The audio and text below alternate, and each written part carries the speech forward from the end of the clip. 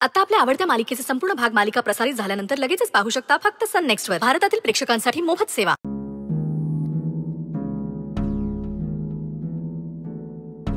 Hi aunty. संचिता ये ये बस ना.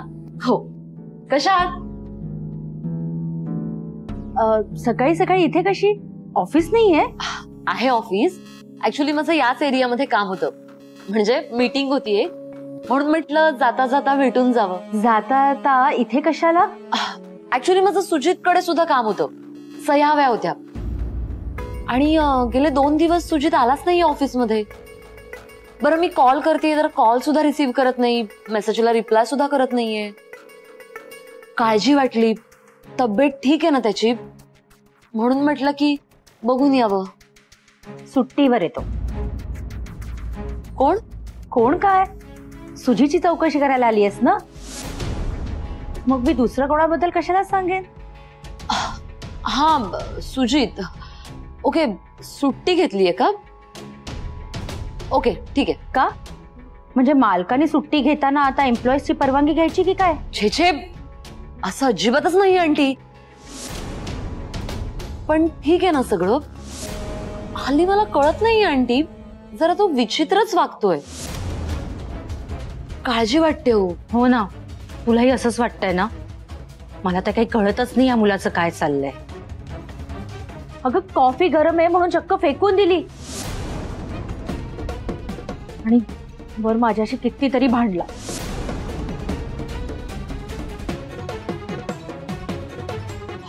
बापरे काय सांगताय आंटी?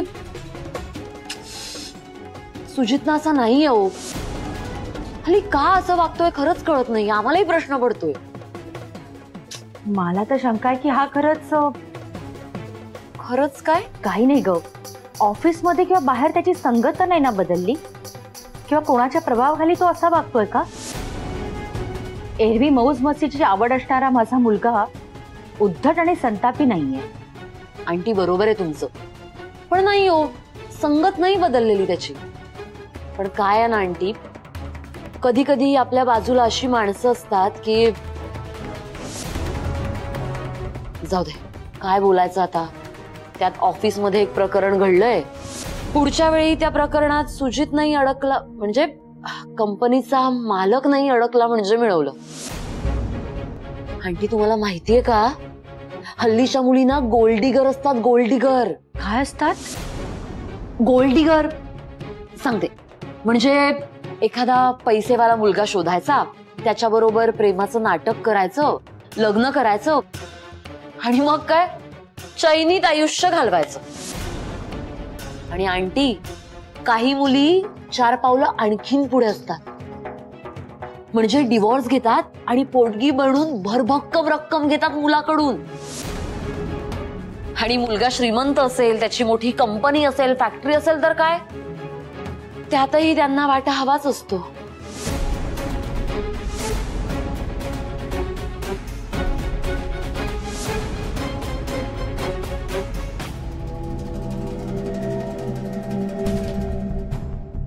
बरं आंटी मी निघते आता, उशीर होतोय मला. अगं सुजितला भेटायला आलो होतीस ना? हो आले होते, पण त्याची सुट्टी आहे ना, त्याला छान आराम करू दे, डिस्टर्ब नाही करत मी. आणि ही फाईल सुजितला द्या, त्याला सह्या करून ठेवायला सांगा. मी ती कलेक्ट करायला पिऊनला पाठवते. येते.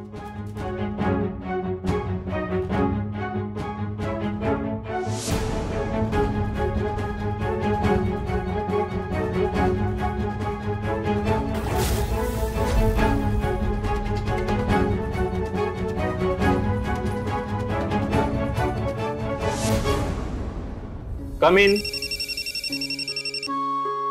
साहेब काळजी नका करू, तुम्हाला तुमची डिलिव्हरी ठरलेल्या तारखेला मिळणार म्हणजे मिळणारच.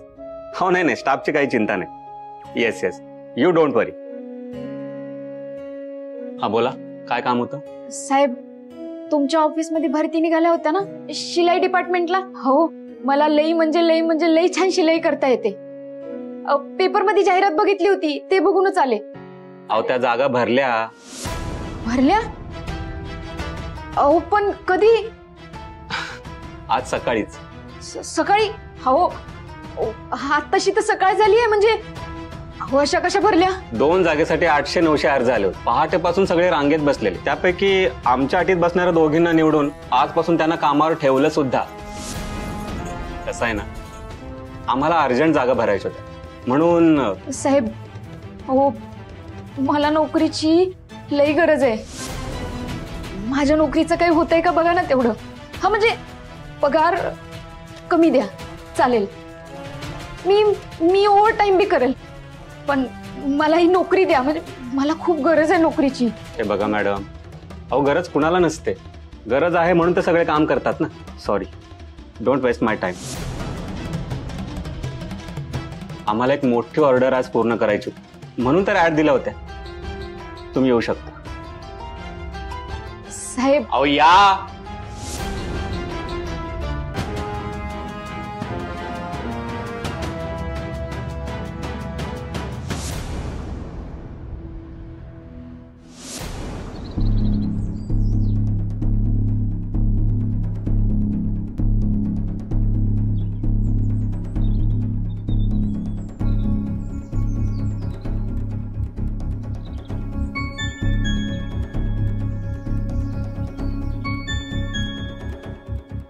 अहो इकडे बघा ना. हा काय प्रकार आहे हा? आणि कुठे बघायचंय? समाजाचं कल्याण करता करता, त्यांच्याकडे लक्ष देता देता आपल्या घराकडे दुर्लक्ष होत नाहीये ना, हे बघा. तुम्ही काय बोलताय काही कळत नाही. सुजित, त्याचं काहीतरी बिनसलंय. सुजितचं बिनसलंय? पण त्याचं बिनसलंय, तो त्याचं काय ते बघून घेईल ना. आणि तुमचं काय सारखं बारीक लक्ष असतं त्याच्याकडे.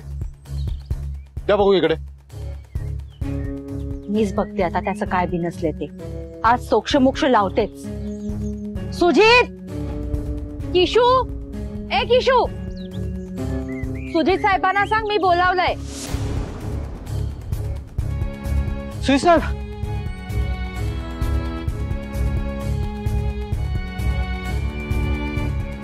सुजित साहेब. अरे मूर्खा, सुजितला सांग मी बोलावलंय. सुजित साहेब, सुजित साहेब, मॅडम बोलवत आहेत. मॅडम बोलवत आहेत.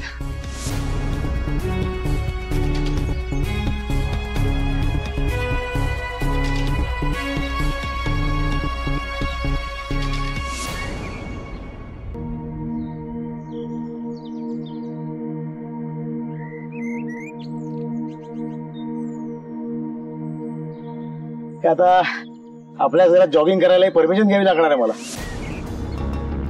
ते मी माझ्या मर्जीने नाही करू शकत. झालं तुझं चालू? आम्ही काय तुझे शत्रू आहोत का रे? सारखं काय वसकून बोलतोस? मला तुझ्याशी आणि डॅडींची महत्वाच्या विषयावर बोलायचंय. आता जॉगिंग करताना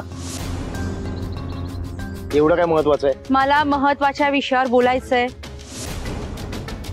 बोल.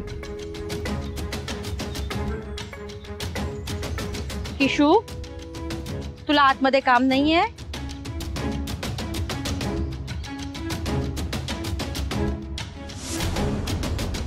मी काय म्हणते, आता तू ऑफिस आणि फॅक्टरी सांभाळायला लागलायस तर.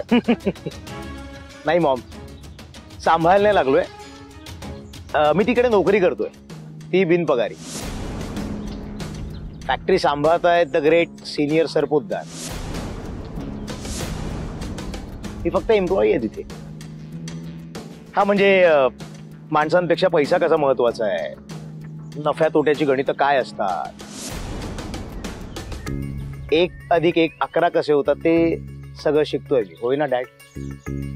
जे काही असेल ते असेल. सरपोतदार घराण्याचा वारस कोण आहे? आज न उद्या फॅक्टरी कोणाकडे येणार आहे? तुझ्याकडे. मग झालं तर. मी काय म्हणते, ह्याचं बिझनेस मध्ये लक्ष वळलंच आहे, तर ह्याच्या सेटलमेंटचं पण बघूया का? सेटलमेंट? कसली सेटलमेंट? कसली म्हणून काय विचारताय? मी ह्याचं लग्न करूया असं म्हणत होते. आता ह्याचं लग्न करायला हवं आपल्याला. असंही मला एकटीला दिवसभर कंटाळाच येतो, सोबत सुद्धा होईल. लग्न झालं, मुलं होतील, अंगण कसं हसतं खेळतं राहील.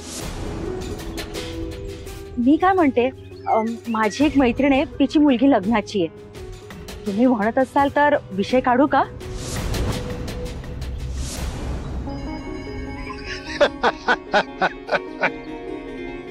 चला, या निमित्तानं का होईना तुम्ही दोघं एकत्र हसलात तर. पण इतकं हसण्यासारखं मी काय बोलले कळेल का मला? मॉम, लग्न माझं, बरी आहेस का तू? काही काय? अरे काही काय, आज ना उद्या करायचंच आहे. घर चांगलंय, मुलगी चांगली आहे, तर हरकत काय करायला? नाही, हरकत काहीच नाहीये. तुम्ही नातवंडांची स्वप्न बघताय खरी, पण त्यांची लंगोट बदलण्याआधी तुमच्या चिरंजीवांना स्वतः काही करता येते का बघा. आता रोज तयार होऊन ऑफिसमध्ये गेलं म्हणजे आपण मोठं झालो, लग्नासाठी तयार झालो असं होत नाही. आणि लग्न करणं म्हणजे काय पब मध्ये जाणं इतकं सोपं आहे का ते? तुमच्या चिरंजीवांनी आधीच कंपनीमध्ये प्रॉब्लेम करून ठेवलाय आणि म्हणूनच त्यांना सक्तीची विश्रांती दिलेली आहे. ते समोर तुम्हाला दिसले म्हणून तुम्हाला लग्नाचं सुस्त आहे. उगाच तुम्हाला घरी बोर होतंय म्हणून ह्याचं लग्न करायचं, हा कसला अतिरेकी विचार आहे तुमचा? अहो मी विषय संपला, बस.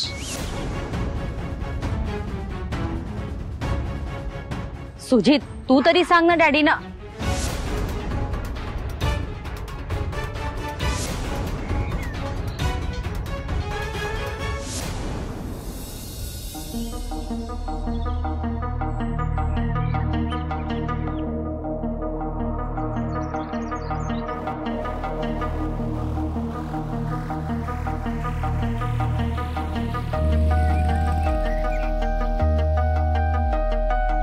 आता बसनं परत जायचं तर तिकीट किती असतं माहिती नाही. ह्या एवढ्या पैशात तिकीट बसलं तर बरं आहे, नाहीतर काय करायचं? विचारायचं तरी कुणाला आणि कसं?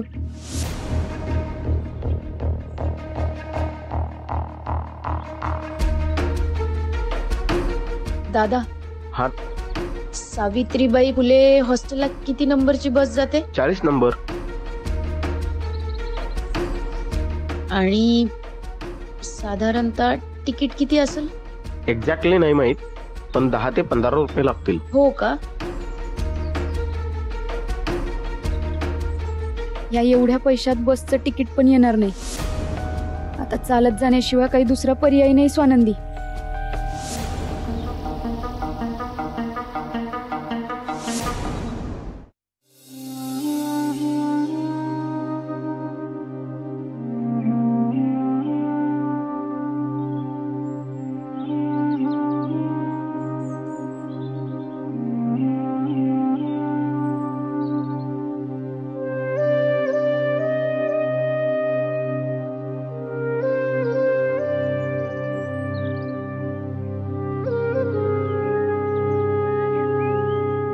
दादा, पाणी देता का?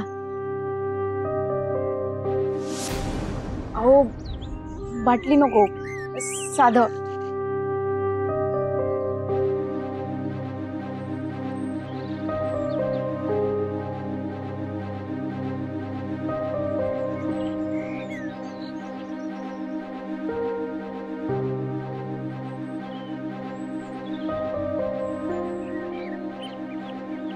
थँक्यू.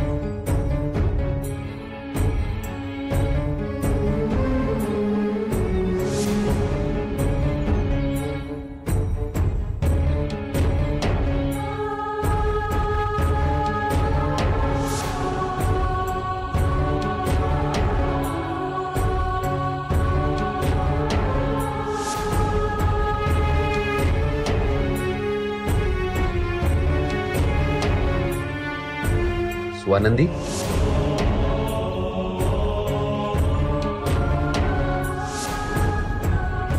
स्वानंदी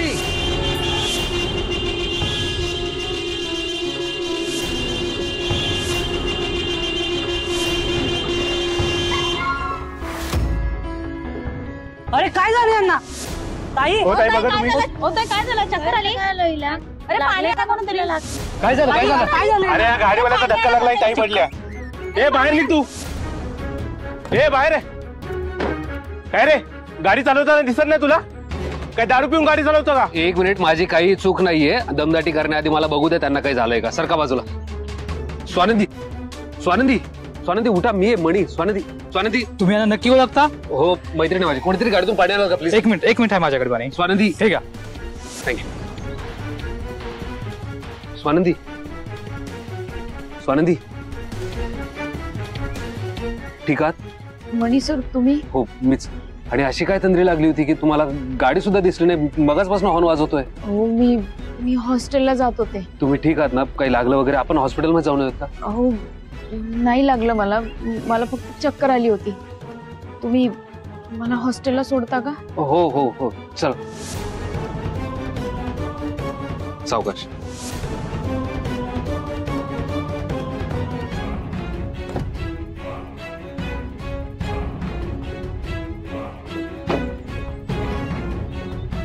रे नक्की सोडणार ना तिला हो माझी मैत्रीण आहे ती नका काळजी करू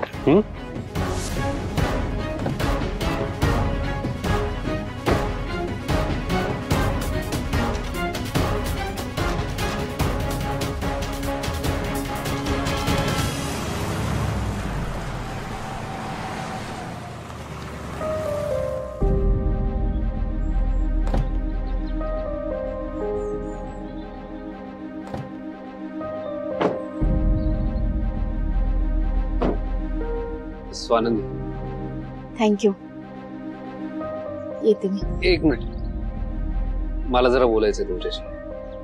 अहो मनी साहेब मला ना कुणाशी बी काय बी कुठल्याच विषयावर बोलायचं नाहीये. झाली तेवढी चर्चा आणि त्रास बास झाला की. पार्टीत फॅक्टरीत जे काही घडलं त्याबद्दल नाही बोलायचं. मग स्वानंदी तुम्ही बऱ्या आहात ना? हो मला काय धाड भरलीये मी एकदम टणटणीत आहे. नाही प्लीज हसण्यावर नेऊ नका मी सिरियसली विचारतोय.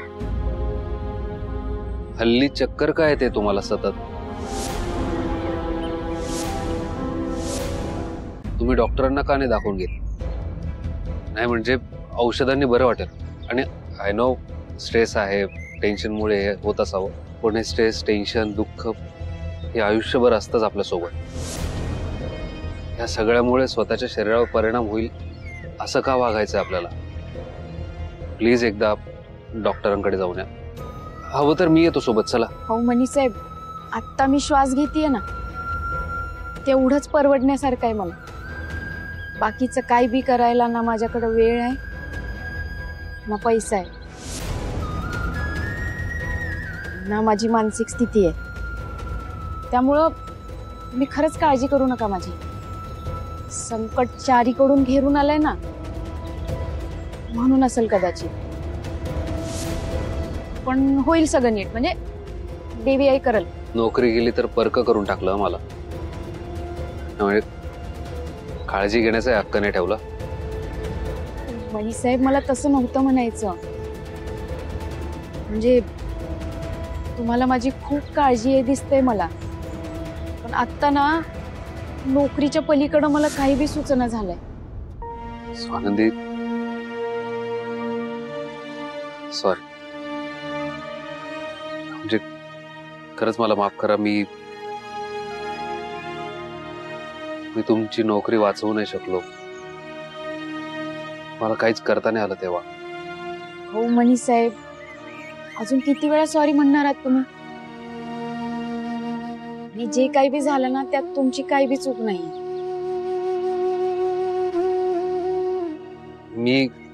मी काही मदत करू का? तुम्ही काही सांगा मी मदत करायला तयार आहे. आता तरी मला माझ्यासाठी नोकरी शोधणं जास्त इम्पॉर्टंट आहे आणि तेच करतेय मी. मी काय मदत करू? मी काय मदत करणार? फॅक्टरीतली नोकरी गेली ती तर आता काय परत मिळायची नाही आणि दुसरी नोकरी शोधायचं म्हणजे माझं मलाच करावं लागणार की. चालू आहे प्रयत्न. मी शब्द टाकू का कुठे? अहो नको नको, मला प्रयत्न करू द्या की. आणि नाहीच झालं ना तर मी सांगेल तुम्हाला की मनीष सर मला तुमची मदत पाहिजे. प्लीज सांगा. आणि आता कुठे गेला होता? नोकरी शोधायला. म्हणजे माझ्या प्रोफाईलचं काम होतं, त्यांना भेटायला गेले होते. मग काय झालं? काय होणार, नाही झालं. ते म्हणाले त्यांना हवे तसे कामगार मिळाले. बरं येऊ का मी? तुम्हाला लई काम असतील. मी रिकाम टेकडी दिवसभर हॉस्टेलवर. चला येते. स्वानंदी एक मिनिट.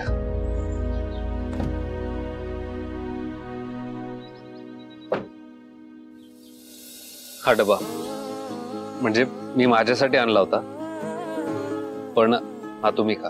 अहो तुम्ही काय पोटभर जेवत नाही हे दिसतंय, जाणवतंय. त्यामुळे हा घरचा डबा आहे, खा. स्वानंदी खरं तर मला तुमच्यासाठी खूप काही करायचं आहे, पण माझं नाईलाज आहे. माझे हात बांधल्यासारखे आहेत. प्लीज नाही म्हणू नका. हा घ्या.